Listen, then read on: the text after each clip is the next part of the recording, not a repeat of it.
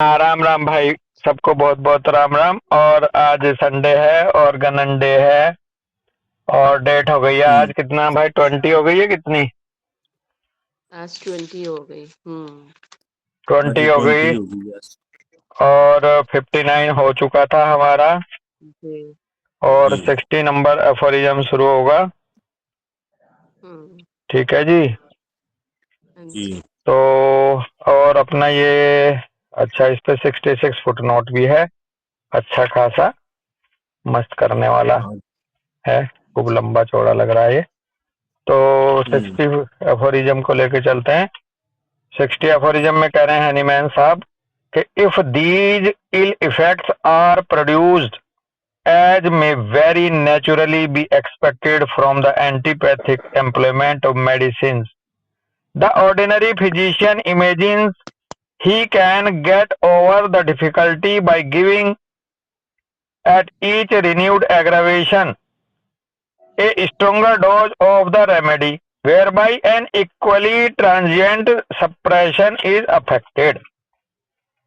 Hahnemann साहब कह रहे हैं यदि ये जो इल इफेक्ट, जब ये इल इफेक्ट आते हैं, पैदा होते हैं, जैसा कि बहुत ही नेचुरली उम्मीद भी की जाती है कि ये होंगे ही इस एंटीपैथिक एम्प्लॉयमेंट ऑफ मेडिसिन के बाद, तो कह रहे हैं the ordinary physician imagines he can get over the difficulty by giving at each renewed aggravation A stronger dose of the remedy. तो यहाँ भी ऑर्डिनरी फिजिशियन ये इमेजिन करता है अमित भाई, डॉक्टर सिमरन, कि वो इसको गेट जी ओवर कर लेगा इस मुश्किल को। ये जो नेचुरली अनएक्सपेक्टेड नेचुरली एक्सपेक्टेड है प्रोड्यूस होना इल इफेक्ट का, इसको भी वही मानता है कि इस डिफिकल्टी को भी गेट ओवर कर लेगा, देते हुए एक नए और हर एक रिन्यूड एग्रावेशन को वो गेट ओवर कर लेगा, दे करके स्ट्रोंगर डोज उस रेमेडी की और भी ज्यादा, इसलिए डोज बढ़ाता रहता है उसकी। Whereby an equally transient suppression is affected, और इसके ऐसा करते हुए या इसके द्वारा वो इक्वली ट्रांजिएंट सप्रेशन करता चला जाता है प्रपोर्शन में। जितना ज्यादा डोज स्ट्रोंगर देता जाएगा उतना ही फिर वो पैलिएशन की जगह फिर सप्रेशन करता जाएगा, है जी। जी जी ओके। हाँ, तो यहीं पढ़ लेते हैं इसको, या पूरा कर लो एफोरिज्म को क्योंकि लंबा चलेगा फिर। 66 पूरा कर लेता हूँ। And as there then is a still greater necessity for giving ever increasing quantities of the palliative, there ensues either another more serious disease or frequently incurability, even danger of life and death itself, but never a cure of a disease of considerable or low or of long standing. तो वो करता तो जाता है कि भाई मैं इसको ऐसे ओवरकम कर लूंगा, और इस तरह से वो इक्वली ट्रांजिएंट सप्रेशन में भेजता रहता है, प्रभावित करते हुए उसे, और इस तरह से और ज्यादा जरूरत पड़ती जाती है एवर इंक्रीजिंग क्वांटिटी में पैलिएटिव मेडिसिन की। There ensues either another more serious disease, अब इसके बाद या तो और ज्यादा मोर सीरियस डिजीज का घटनाक्रम आ जाता है इसके साथ ऐसा करने के बाद, या फिर फ्रीक्वेंटली इनक्योरेबिलिटी में पहुंच जाता है मरीज। अब उन बता रहे हैं क्या क्या वो निकलेंगे कंसिक्वेंसेस। मोर सीरियस डिजीज भी पैदा हो जाएगा इस तरीके से, या फिर फ्रीक्वेंटली वो इनक्योरेबिलिटी के उसमें पहुंचा देगा, और इवन डेंजर ऑफ लाइफ तक बात पहुंच जाती है, अपने आप में डेथ तक भी हो जाती है मरीज की, ऐसे चलते चलते आगे चल के। परंतु कभी भी क्योर नहीं होगा डिजीज का जो आपने ठाना है क्योर करने के लिए, और खास करके किसका क्योर नहीं होगा, जो कंसिडरेबल और ऑफ लॉन्ग स्टैंडिंग, यानी कि जो खास करके क्रॉनिक डिजीज होगा उसका तो क्योर कभी हो ही नहीं सकता, ये दावे के साथ कह रहे हैं। एक्यूट में एक बार को थोड़ा बहुत वो मरीज बाहर आ जाता है और उसको क्योर मान लेते हैं, लेकिन जो लॉन्ग स्टैंडिंग पैथोलॉजी है वो और या कंसिडरेबल है डिजीज, यानी कि जो एक क्रॉनिक डिजीज है, कंसिडरेबल के मतलब जो अच्छा खासा डिजीज कंसिडरेबल है, वो क्योर नहीं होगा और इस तरह से वो डेंजर ऑफ लाइफ या डेथ इटसेल्फ तक पहुंच जाएगा। अमितपाल, जी जी। बिल्कुल। ओके। तो 66 फुट नोट है, इसमें कह रहे हैं ये फुट नोट है ट्रांजिएंट सप्रेशन पर। जी बहुत बढ़िया। 66 में कह रहे हैं कि all usual palliatives given for the suffering of the sick have as after effects an increase of the same suffering, and the older physician had to repeat them in ever stronger in order to achieving a similar modification, which however was never permanent and never sufficient to prevent an increased recurrence of the ailment. कह रहे हैं all usual palliatives given for suffering of the sick, bracket में कह रहे हैं as is seen here, जैसा कि यहाँ देखा गया ऊपर, सभी यूजुअल पैलिएटिव्स देते हैं जब सफरिंग को किसी की सिकनेस में, as after effect and increase of the same suffering, and the older physician had to repeat them in ever stronger dose in order to achieve similar modification. तो एज आफ्टर इफेक्ट, और after effect के बाद जब increase होती है वो sickness या same suffering, तो ये ओल्डर फिजिशियन है, ये रिपीट करते हैं एवर स्ट्रॉन्गर डोज को, ताकि वो सिमिलर मॉडिफिकेशन को अचीव कर ले। जैसे पहले आराम दे दिया था ऐसा ही आराम फिर से दे दें, इसकी इच्छा में वो स्ट्रॉन्गर करते जाते हैं। Which however was never permanent and never sufficient to prevent an increase recurrence of the ailment, जो कि हालांकि कभी भी परमानेंट और कभी भी पर्याप्त मात्रा में नेवर सफिशिएंट करे, प्रिवेंट नहीं कर सकती and increase recurrence of element को, चाहे वो कैसी ही दवाइयां बढ़ाते देते जाए। आगे कह रहे हैं but Broussais who 25 year before contented against the senseless mixing of different drugs in prescription and thereby ended its reason in France. Reason REIGN का मतलब है राज्यकाल या शासनकाल। परंतु जो ब्रोशू साहब थे 25 ईयर्स पहले कंटेंटेड मतलब संतुष्ट या क्या, against the senseless mixing, contented का मतलब कुछ और भाव है यहाँ बेटा देखना, क्योंकि इसमें कह रहे हैं contented against the senseless mixing of different drugs in prescription. अच्छा, वो बल्कि वही आ रहा भाव जो आता है कि वो संतुष्ट हो गए थे इस सेंसलेस मिक्सिंग के द्वारा, उन्होंने वो संतुष्ट हो गए थे, उन्होंने मान लिया था डिफरेंट ड्रग्स के मिक्सिंग की प्रेस्क्रिप्शन को उन्होंने लेकर के वो कंटेंटेड हो गए थे इसको लेकर के। यहाँ बेटा वैसे बॉस कंटेंटेड का मतलब यहाँ दे रखा है तर्क दिया। अच्छा, उन्होंने तर्क दिया था। अच्छा हाँ, तो चलो भाव वही है। हाँ, संतुष्ट भी हो गए तभी उन्होंने तर्क दिया होगा, लेकिन बहुत अच्छी बात है आपने बताया, उन्होंने तर्क दिया इस सेंसलेस मिक्सिंग के खिलाफ के ये जो है दे सकते हो प्रिस्क्रिप्शन इस तरह से, है ना। और इस तरह से ended its reason in France, और इस तरह से उनका फ्रांस में शायद एंड भी हुआ उनके उसका ENDED, एंडेड का मतलब ये उनका एंड हुआ है या उन्होंने कुछ और किया है। ब्रैकेट में कह रहे हैं for which mankind is grateful to him. हाँ, उन्होंने फ्रांस के शासन काल में उसका अंत भी हो गया जो उन्होंने ये दिमाग लगाया था, और जिसके लिए ये मानवता उनके लिए बहुत बड़ी ग्रेटफुल रहेगी। ऐसा कुछ है क्या बेटा, और कुछ भाव आ रहा हो तो आप बताओ। बॉस यही है बॉस, यही है। हाँ, मतलब रुक जाना, उनकी इस बेतुके प्रेस्क्रिप्शन का रुक जाना फ्रांस के शासनकाल में ही ये उनका मैनकाइंड के लिए, मैनकाइंड उसके लिए बहुत बड़ी ग्रेटफुल रहेगी। अगर वो इसको चलाते रहते तो बहुत बड़ा नुकसान हो जाता, ऐसा भाव है इसमें, है ना। जी जी जी। Okay. In France introduce his so called physiological system bracket में कह रहे हैं without taking note of the homoeopathic method then already establish, जो उन्होंने इंट्रोड्यूस किया था सो कॉल्ड फिजियोलॉजिकल सिस्टम, बिना नोटिस की दिए कि होम्योपैथिक मेथड ऑलरेडी एस्टेब्लिश हो रखा है बाय सिमिलिमम के आधार पर, इसको नोटिस ना दे करके उन्होंने ये फिजियोलॉजिकल सिस्टम को स्थापित करने की कोशिश करी थी, जिसका एंड जो है फ्रांस के शासन काल में ही हो गया हालांकि। खत्म। हाँ, ए method of treatment while effectively lessening and permanently preventing the return of all the suffering was applicable to all disease of mankind। और उन्होंने जो ये इंट्रोड्यूस सो कॉल्ड फिजियोलॉजिकल सिस्टम को लेके कह रहे हैं, एक ऐसा मेथड ट्रीटमेंट का while effectively lessening and permanently preventing the return of all the sufferings was applicable for all disease of mankind।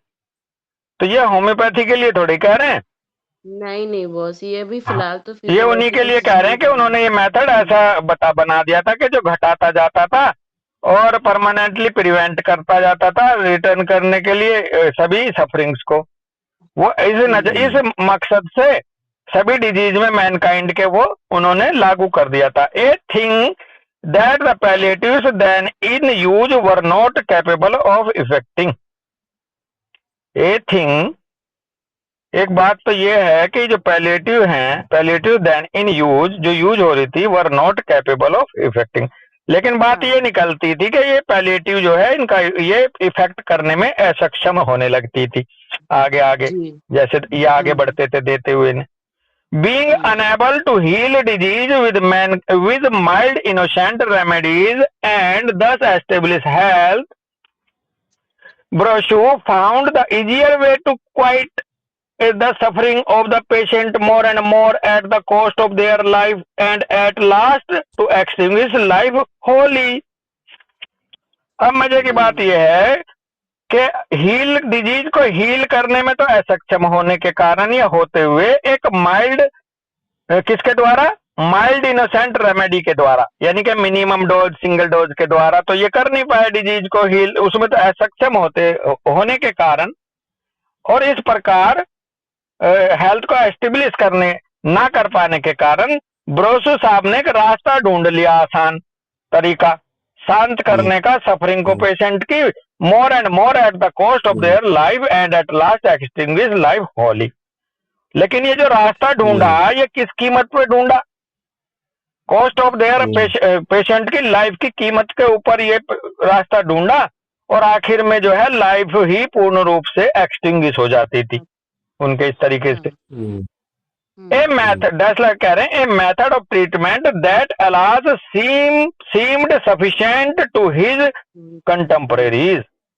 और बड़ा यहाँ हाय, उसकी अलाज का मतलब होता हो है ऐसा करके करेगा, ऐसा तरीका जो seemed sufficient to his contemporaries, जो उस समकालीन जो उसके साथी लोग थे उस समय के डॉक्टर थे उन्होंने उसको सफिशिएंट भी मान लिया था। इससे बड़ी खराब बात ये थी, in the degree that the patient retains his strength will his element be apparent and the more intensely will he feel his pen.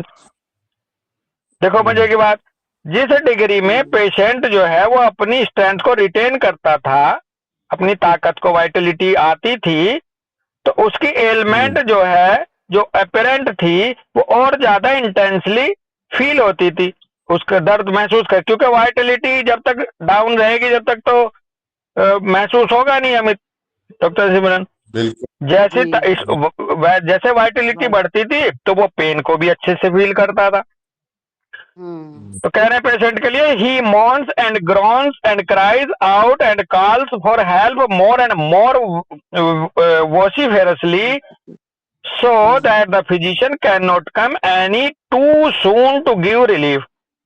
अब जब पेशेंट की वाइटलिटी बढ़ने से उसके पेन और ज्यादा इंटेंसली फील होते थे और वो ज्यादा कर रहा था, चिल्लाता था, क्राइज करता था, तो भाई कॉल करता था भाई कुछ तो करो, मदद तो करो।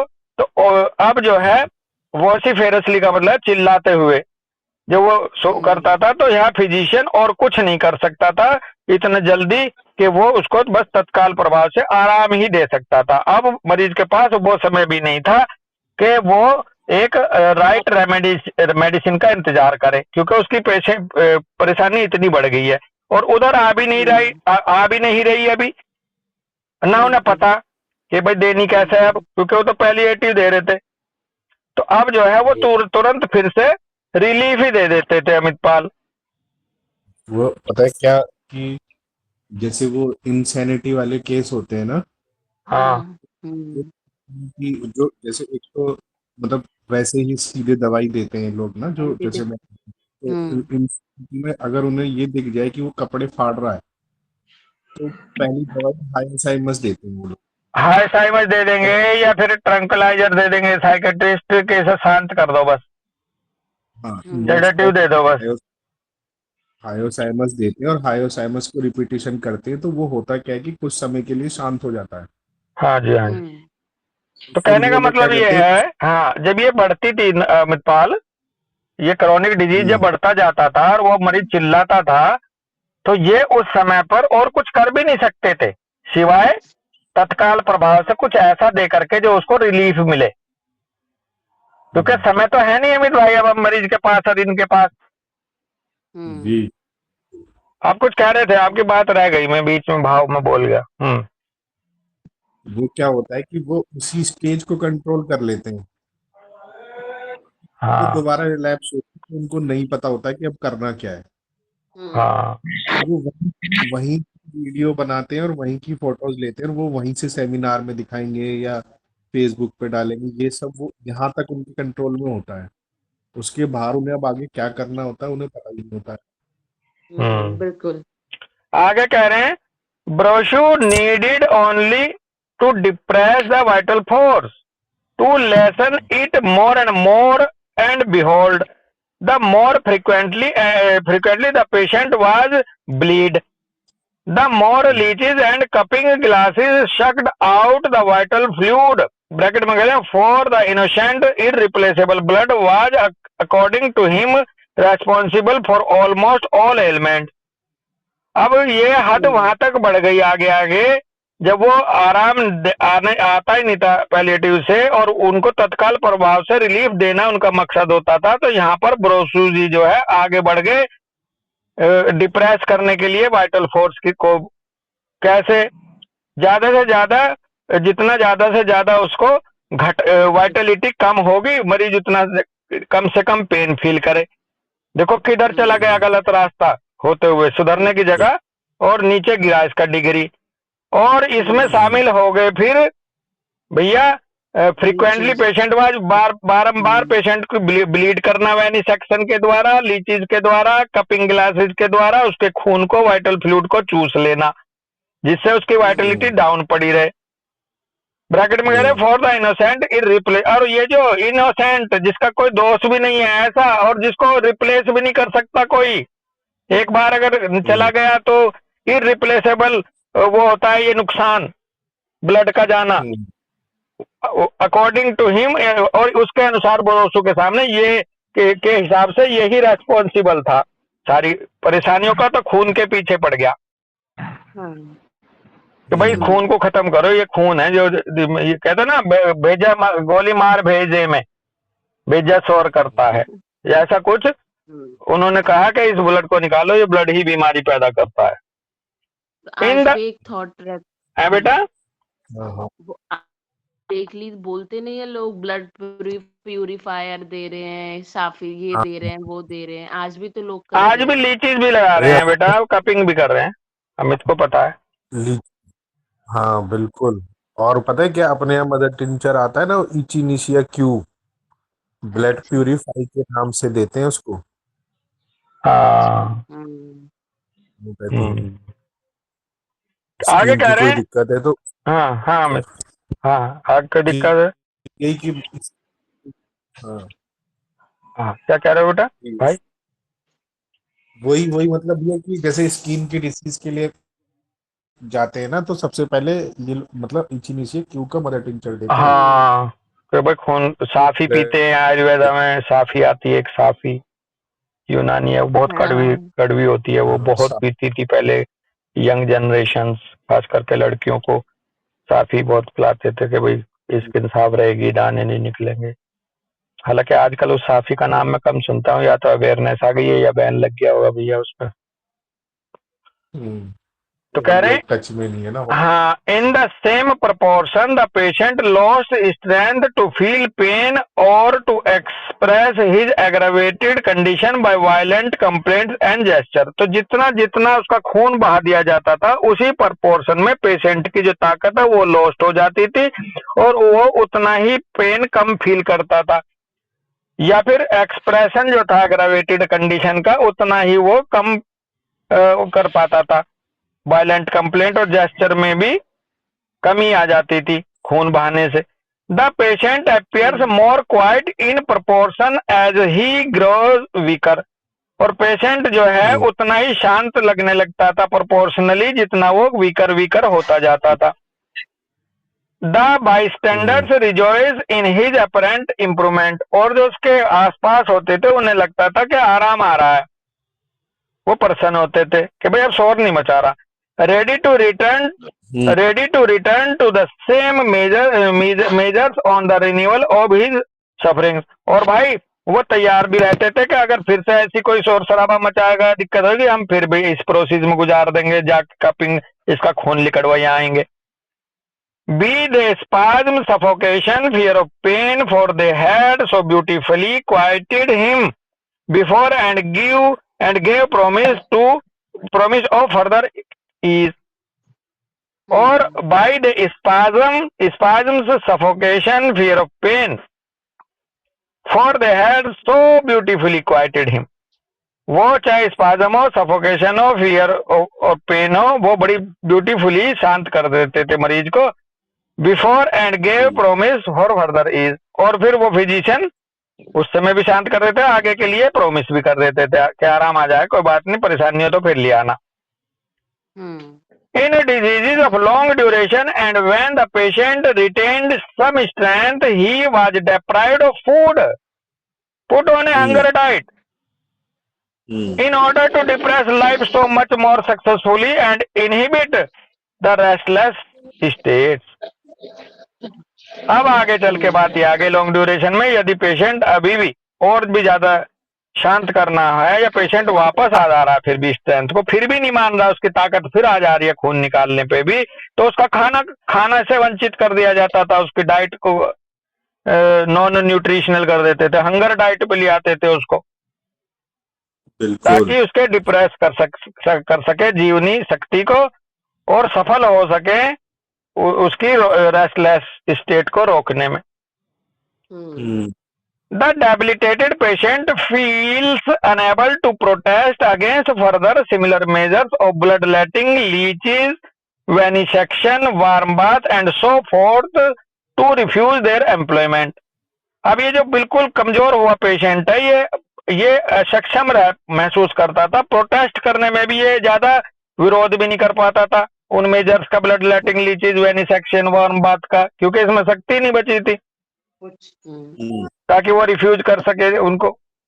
that death must follow such frequently repeated reduction and exhaustion of the vital energy is not noticed by the patient, already robbed of all consciousness, and the relatives blinded by the improvement even of the last suffering of the patient by means of bloodletting and warm bath cannot understand and are surprised when the patient quietly sleep away.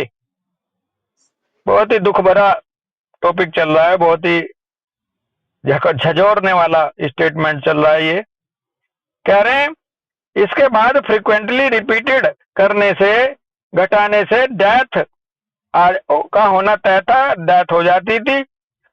ये frequently repeated reduction करने से, exhaustion करने से vital energy को, और ये भैया patient की नोटिस में भी नहीं आ पाती थी क्योंकि उसकी जो कॉन्शियसनेस है वो भी लूट ली गई। अब वो सेंसोरियम, उसका सेंसेस उसकी डल हो गई अमितपाल। बिल्कुल बिल्कुल। और उसके रिलेटिव जो है ब्लाइंडेड होकर के by the improvement even of the last suffering of the patient by means of blood letting and warm bath. Blood letting और वार्म बाथ के द्वारा ही उसकी आखिरी जो बड़ी से बड़ी जो समस्या थी उसके इम्प्रूवमेंट की भी आशा करते थे आंख बंद करके। कैन नॉट, और वो ये भी नहीं समझ पाते थे कि क्या हो रहा, और बड़ा सरप्राइज फील करते थे कि यार इतना अचानक चला गया वो, यार ऐसा तो कुछ हुआ भी नहीं था इस बार, और बिल्कुल तो कई दिन से शांत था यार, वो तो पता नहीं अचानक निकल गया। बट गॉड, अहमद आदमी बोलता है कि इससे ज्यादा दिक्कत तो पिछली बार थी इसको जब हुई थी। हाँ, आपका तो कुछ ऐसा हुआ भी नहीं था इसके साथ। बिल्कुल। But God knows the patient on his bed of sickness was not treated with violence.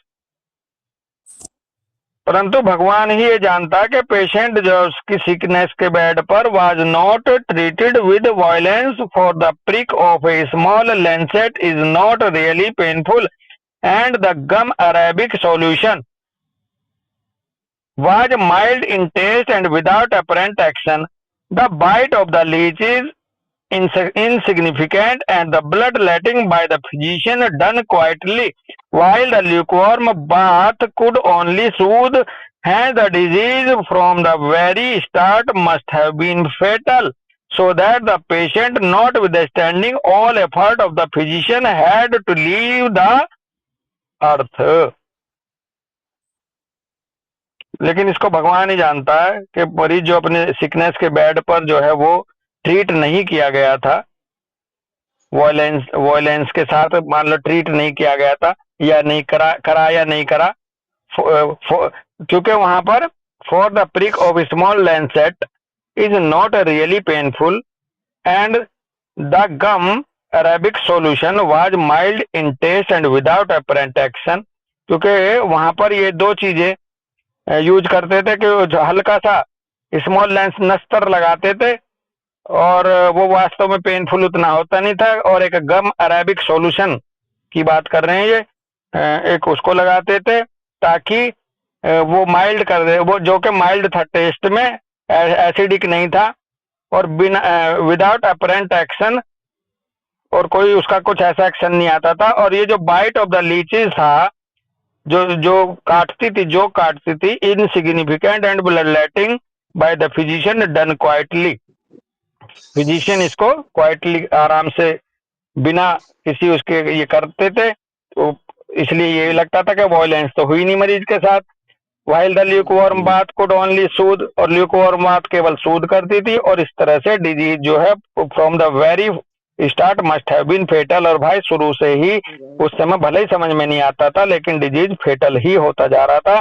So that the patient not with standing all effort of the physician, इसलिए जो है सारे एफर्ट फिजिशियन के करने के बावजूद वो इस दुनिया को त्याग देता था, इस अर्थ को छोड़ देता था।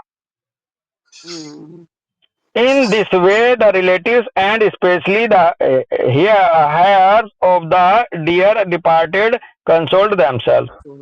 और इस तरह से जो रिलेटिव्स थे और खास करके जो उसके वारिस थे, उसके डियर वारिस जो थे, अपने वो प्रियजन को जाने के जो डिपार्ट हो, जो वंचित हो गए थे, अपने आप को फिर कंसोल्ड करके बैठ जाते थे कि भाई ठीक है यार, यही था सब कुछ, और डॉक्टर ने बड़ी मेहनत करी। The physicians in Europe and elsewhere accepted this convenient treatment of all disease according to a single rule, since it saved them from all further thinking. Bracket में है the most laborious of all work under the sun. और भाई जो Europe के physician थे और जो हर जगह के थे, उन्होंने इसको स्वीकार करा, इस ट्रीटमेंट को सभी डिजीज के लिए, केवल एक ही रूल के कारण, एक सिंगल नियम के कारण, क्योंकि वो मेहनत करने से या सोचने से उनको बचाता था, उनको फर्दर थिंकिंग से बचाता था, उनको ज्यादा मेहनत ना करनी पड़े, बस एक शॉर्टकट मिल गया था, ज्यादा मेहनत करने से उन्हें बचाता था, इसलिए उन्होंने आसान तरीके को अपना लिया हर जगह। और ऐसे तरीके को से बचा लिया जो इस अंडर द सन, इस सन के नीचे, इसको उतनी सीरियसनेस के साथ समझना होगा कि the most laborious of all work under the sun. ये जो राइट सिमिलिमम है या क्योर करना है किसी डिजीज को, क्रॉनिक को, ये सबसे ज्यादा मेहनती कामों में से भी ज्यादा मेहनती है, मेहनत है इसके पीछे, और उन सारे कामों से ज्यादा ये लेबोरियस है जो इस सन के नीचे हैं। सन के नीचे का मतलब जान रहे, इस पूरी दुनिया में, इस पूरी दुनिया में जहां जहां सनलाइट जाती है, जहां जहां सन है इस अर्थ पे, सबसे लेबोरियस काम है किसी क्रॉनिक डिजीज को क्योर करना।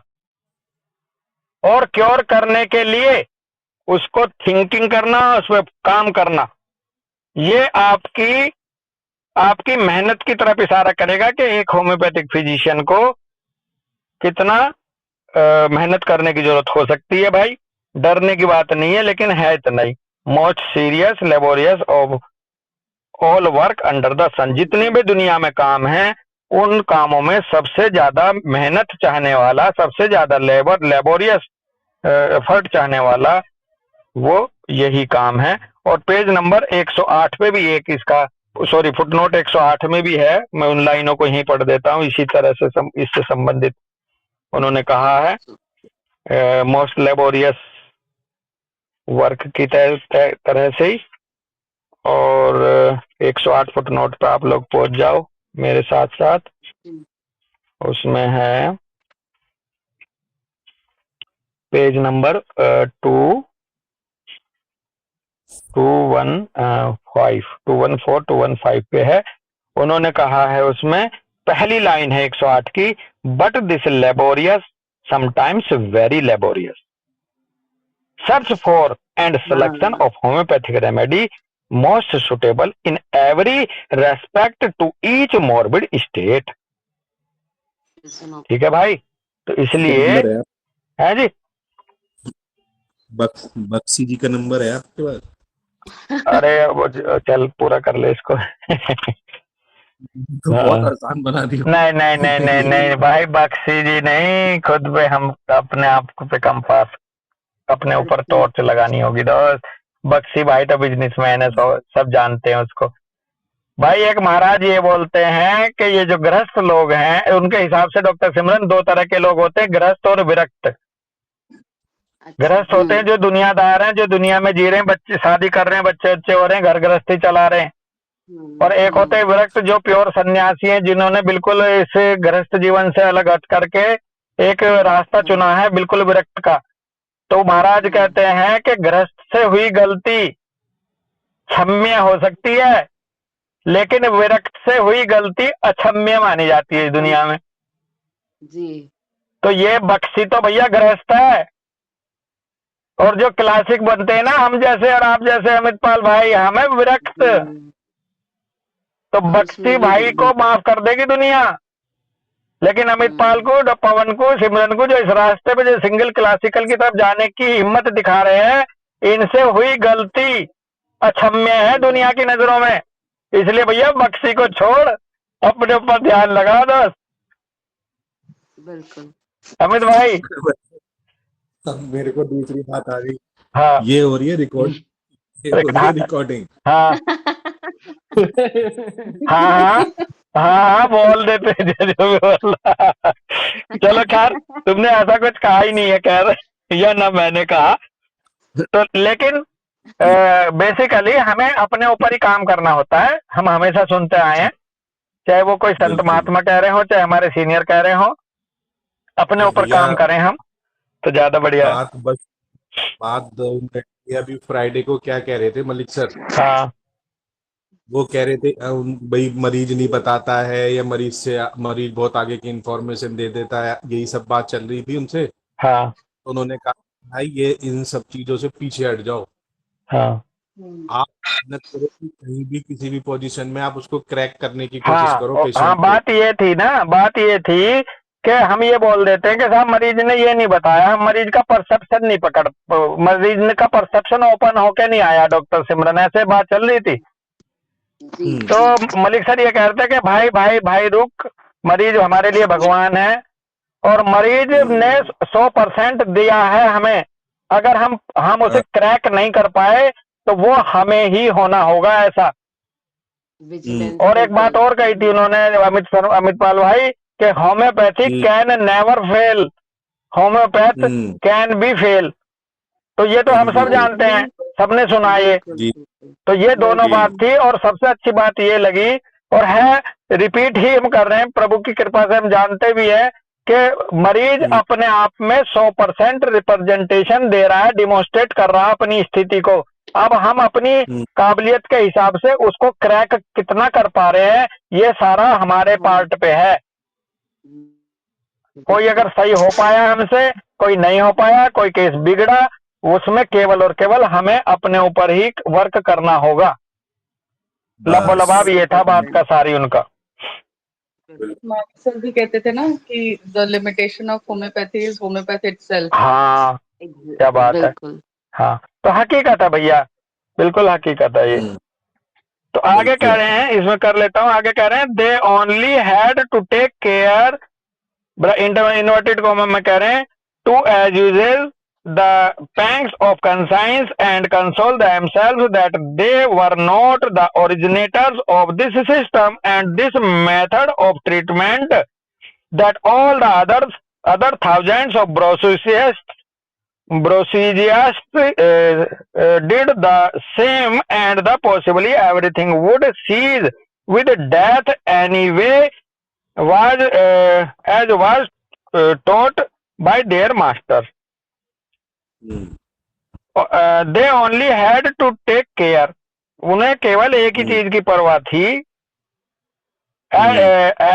To as usual the pangs of conscience, जो उनकी जमीर की झकोर, उनका जमीर जो की जो कंसाई वो थी, पैंग्स ऑफ कंसाइंस थी उनकी, जब उनका जमीर उनसे इस बात का सवाल पूछता था तो वो कंसोल करते थे अपने आप को कि भैया हमने थोड़े बनाया आखिरकार ये सिस्टम, ओरिजिनेटर तो कोई और है, पाप तो उसे चढ़ेगा, ऐसा कुछ भाव।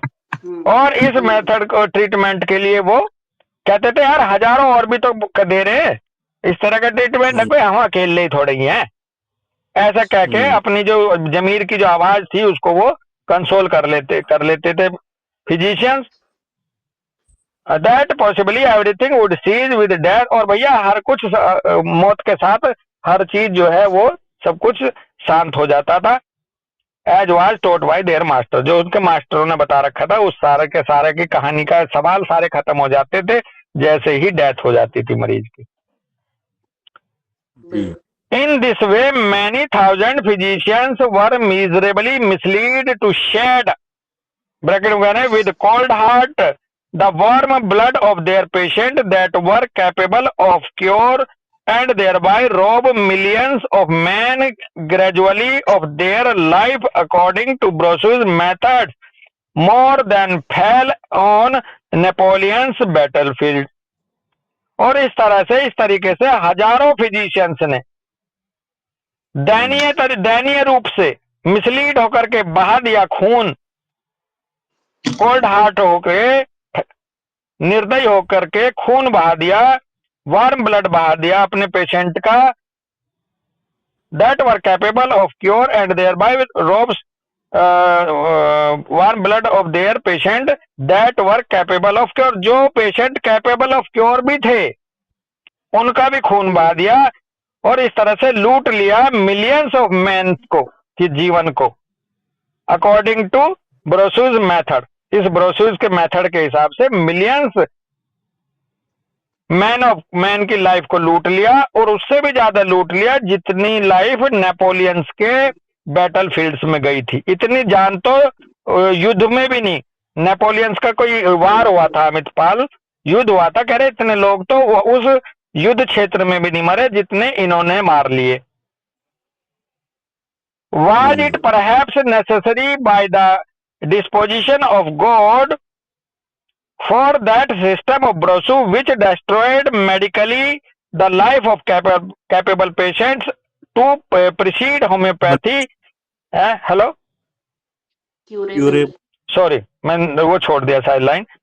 कह रहे हैं कि was it perhaps necessary by the disposition of God for the system of Brussels which destroyed medically the life of curable patients to precede homeopathy in order to open the eyes of the world to the only true science and art of medicine, homeopathy, in which all curable patients find health and new life when this most difficult of all arts, फिर बोला देखो यहाँ, when this most difficult of all arts is practiced by an indefatigable discriminating physician in a pure and conscientious manner.